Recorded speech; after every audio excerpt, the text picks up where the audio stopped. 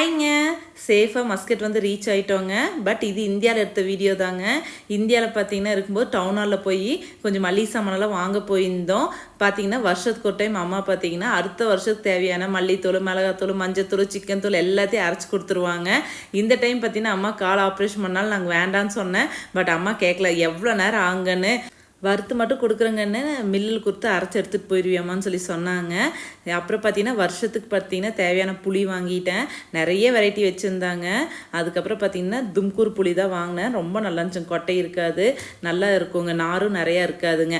அதுக்கப்புறம் மணி ட்ரேடர்ஸ் வந்து பாதாம் பிசின் இதெல்லாம் வாங்கிட்டுங்க. அப்புறம் பார்த்தீங்கன்னா வீட்டில் வந்தோடனே மஞ்சள், மிளகாய் எல்லாம் அடுத்த நாள் காலையிலே நல்லா காய வச்சுங்க. அம்மா நல்லா பதமாக வறுத்து கொடுத்தாங்க. மில்லில் கொடுத்து அரைச்சாச்சுங்க.